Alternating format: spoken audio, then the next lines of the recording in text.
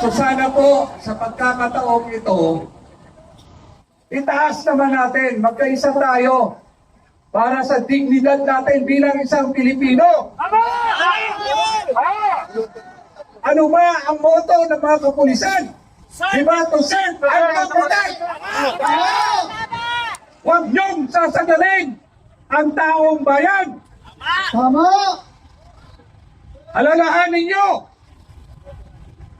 ninanakawan na kami, ginagago niyo ba kami, at ngayon, gigipitin niyo ba kami? Huwag niyong hintayin mapuno ang salok.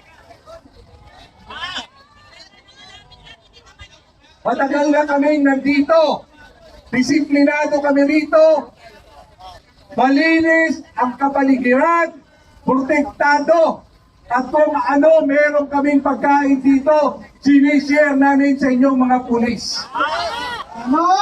Walang utang na loob yun. Walang utang na loob! Alam naman ninyo, alam niyo po, maraming bayaran ng pulahan at nakaputi rin na nakatambay doon, hindi lang po makapasok dito. Kaya po, umapila tayo, lalo na yung ating mga taga-DDS, magbo-volunteer ako na magpamarsyal dito doon.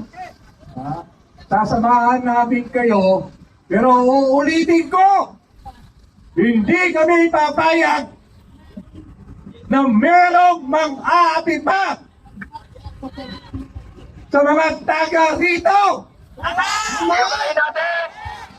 Kayong mga pulis, gampanan nyo ang tungkulin nyo. Serve the people, ma'am! To serve the people o to serve the NPA? Mas powerful ang taong bayan Tama! kay John Vic Rimoya. Tatawaran lang namin. Alamunin! May karapatang kami na ipagtanggol ang aming demokrasya. Nasa konstitusyon yan. Kaya, wag na wag nyo kaming gigipitin dito sa labas. At uulitin ko, may isang pagkakataon pa, pagsisisihan nyo ito. Aba! Tama!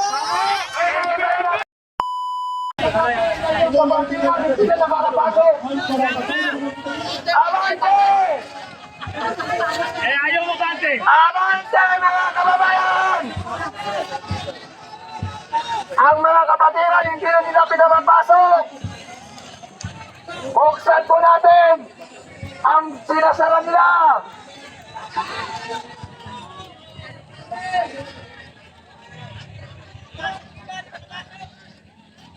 Dinistort kante sa mga estado namin.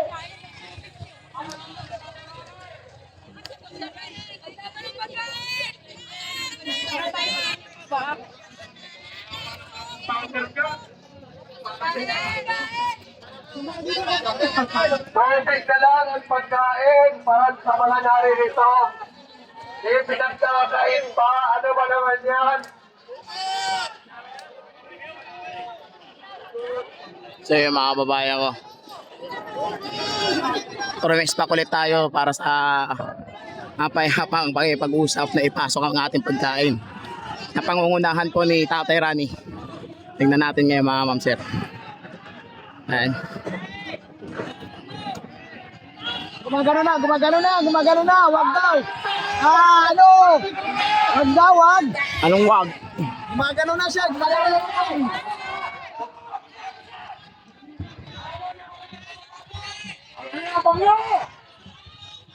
Pangalan sa'yo!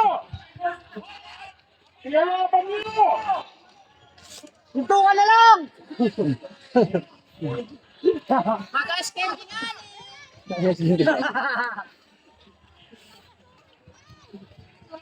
Pinalapan niyo!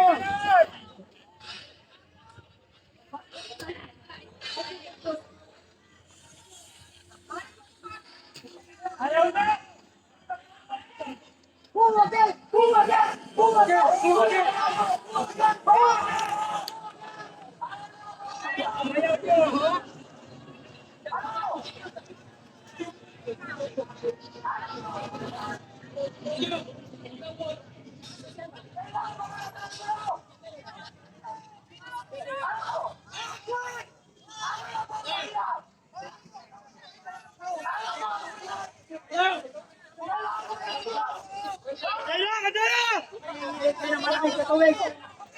Hindi ka. Hindi pa tayo sa ganito ba? Paano ka lang? Okay na. Kanina pa kami. Kanina pa kami nagtitira. Ilang beses na kami na.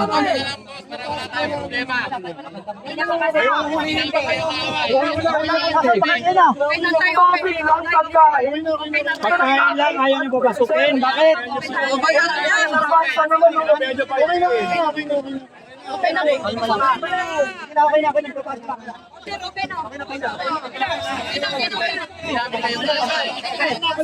Pasukin nyo sila.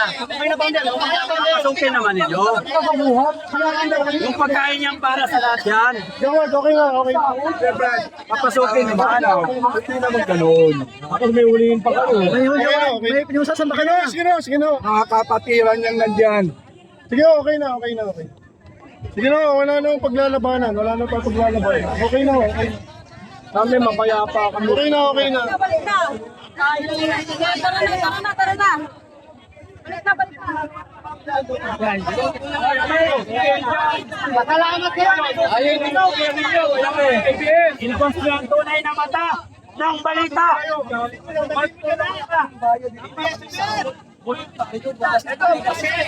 Gagawin pa kami yung mga miyembro gagawin ka po. Hindi tama. Okay natin ha.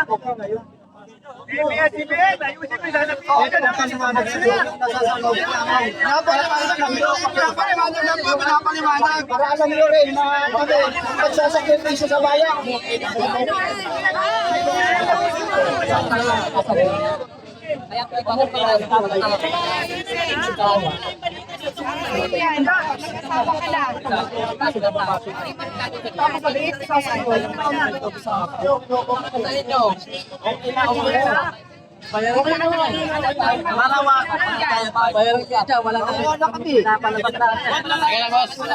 Isa na lang.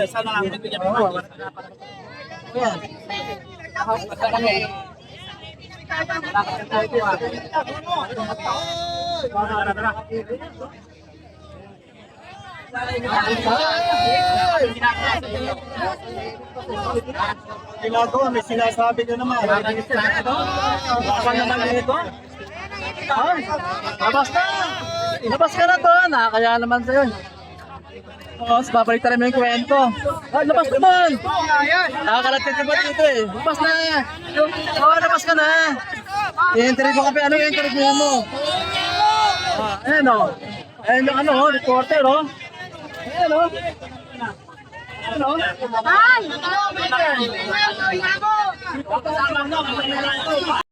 Gagawin po natin. Magandang hapon po.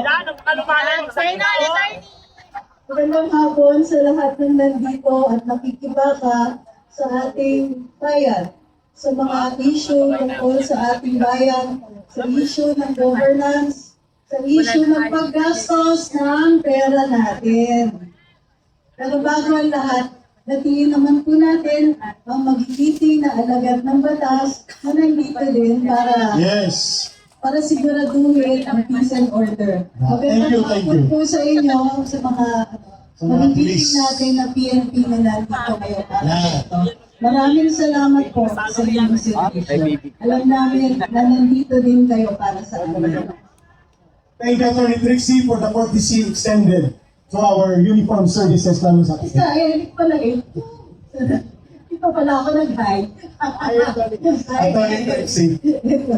Ito parati kong pasok. Yes, magkasama sa pakikibaka. Attorney Trix, go ahead po.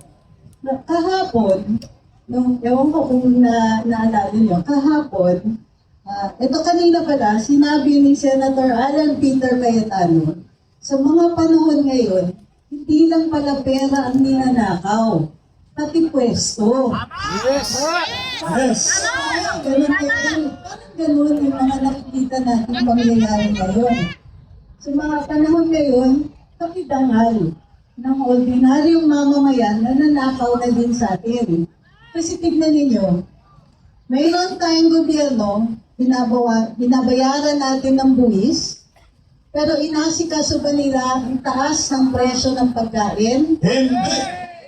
Inaasikaso ba nila ang taas ng presyo ng transportation? Hindi. Inaasikaso ba ito? Masakit ito. Presyo ng kuryente. Hindi. Pinutungan. Hindi. Tuition. Hindi. Kahit nasa public school, hirap pa rin magpaaral ngayon. Lahat ng bilihin mahal. Tapos, makikita natin na mga sarili natin mga opisyalis tumatanggap ng maleta. Hindi lang sapat yun para sa kanila, no? Nakita na natin, narinig na natin ang kwento, ayaw pa nilang paimbestigahan. Kaya tayo nandito. At nagpapasalamat tayo sa mga senador na tumitindig para sa atin. Salamat kay Senator Alan Peter Cayetano. Salamat kay Senadora Pia Cayetano. Salamat kay Senator Amy Marco. Salamat kay Senator Marcoleta. Salamat din. Lalo na napakagiting ng pagtulak niya kay Secretary Joey.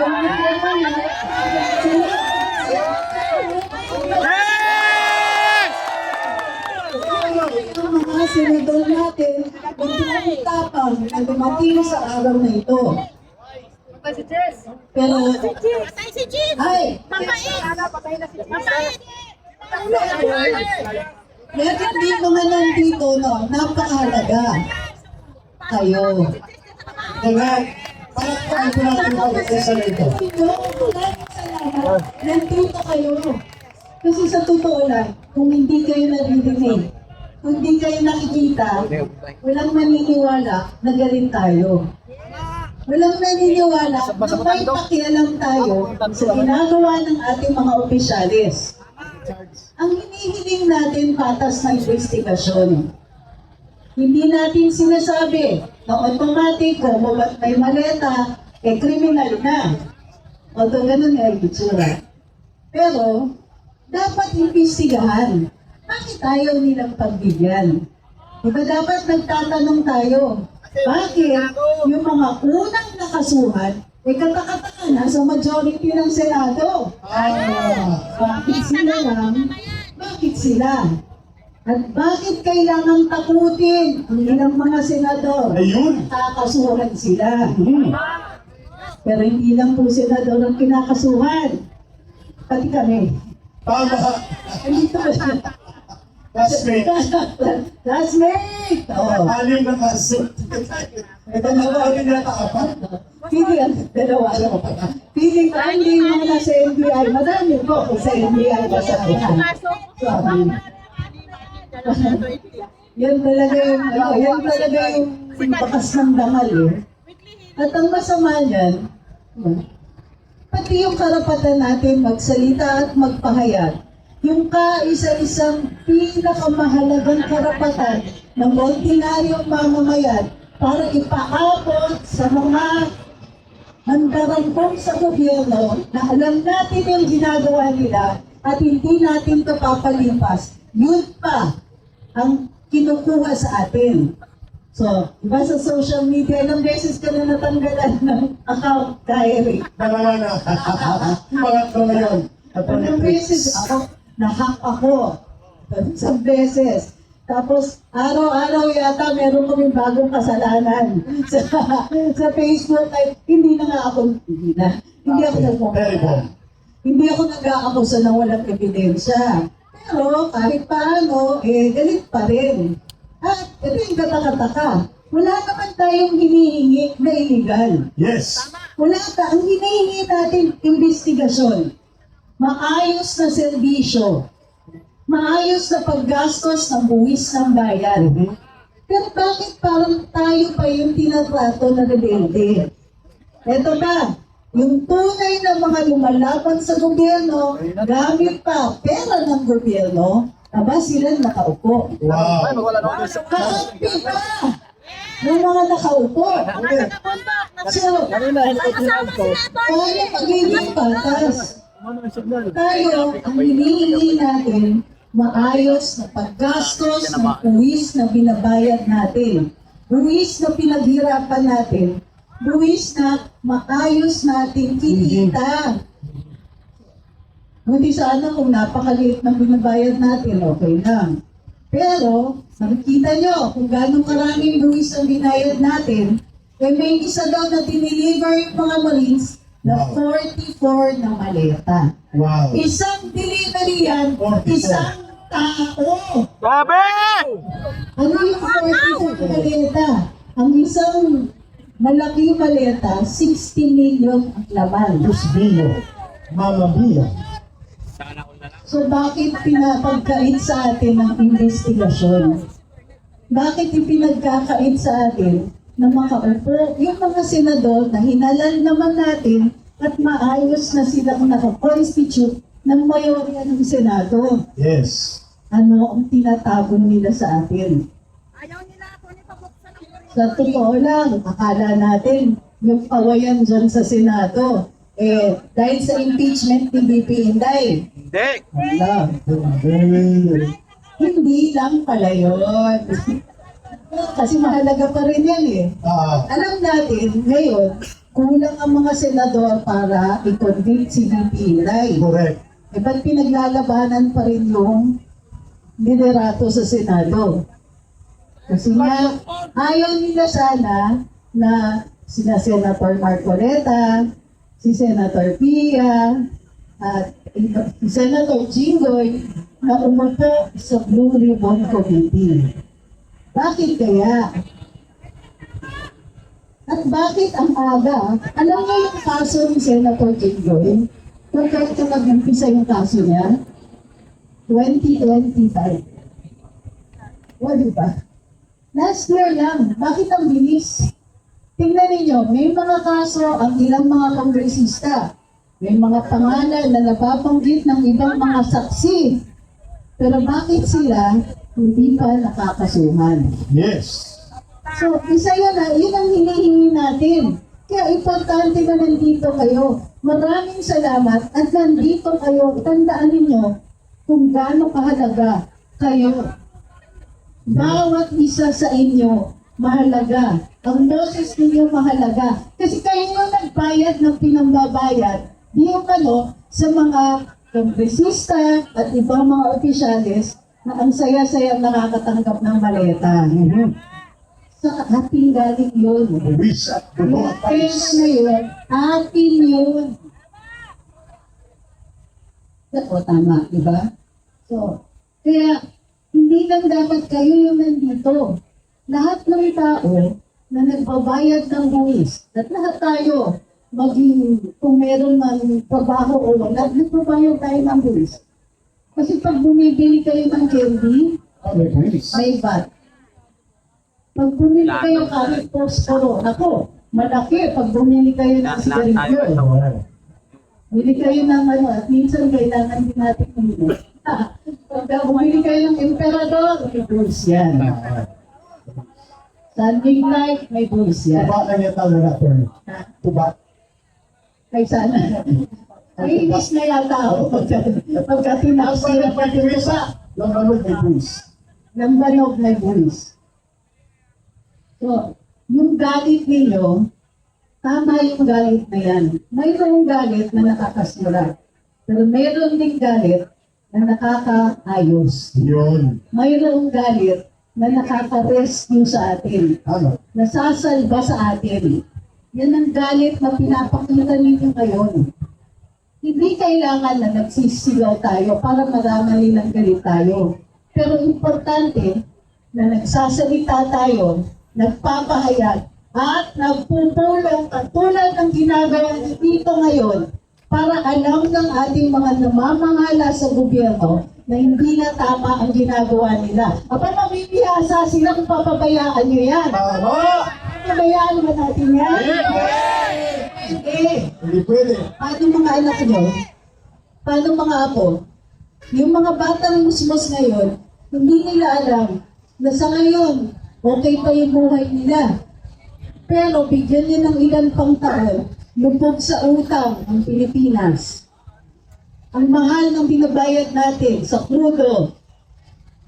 Inuna pa nila na magkumita yung mga fuel companies dito.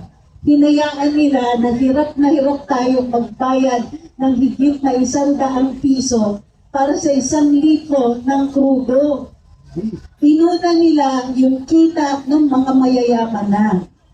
So ang hinihiling natin dito, hoy, umayos naman kayo dyan. Tandaan din ninyo, sa unang 2 taon ni BBM, biyahe siya ng biyahe. Alala niyo yan? Opo. Yung kakalimutan yan. Kasi nangako siya na kaya siya bumabiyahe dahil kumukuha siya ng mag-i-invest dito sa Pilipinas. Ayun. Sa unang 2 taon, 0 siya doon. 0. Sa itong 2 taon, ayon sa kanila, may 12 daw na investors na nakapasok. Pero pag tinanong niyo sila, Ano? sino yung mga yun? Ano? Ay, confidential. So, ang dami nilang tinatago sa atin. Correct. Paleta, tinatago. Investors daw, tinatago. Yung tunay na binabayad natin para sa kuryente at tubig, yung iba dyan, tago. Mahal ang kuryente at tubig natin dahil ang daming nakapatong. Tayo nagbabayad ng buwis ng mga power companies. Exactly. Tandaan nyo yan. Exactly. Yung buwis na dapat binabayad ng mga taong gumagawa ng kuryente natin, tayo ang nagbabayad. So, ang saya naman nila. So, may bayad tayo sarili nating buwis, bayad pa natin, buwis ng mga kumpanya ang laki-laki ng kita dito sa Pilipinas. Tama. At yung buwis na yan, napupunta lang sa Maleta. Maleta. Maraming salamat para sa inyong pagmamahal sa bayan. Maraming salamat. Ang bawang nilang Pilipino. Kasi, request ng Delta. Awitin po natin ang Pilipinas ko mga. Please everybody stand up. Everybody please come closer if you can. Brother Oliver, samahan mo pa dito kami ni Atty. Trixie.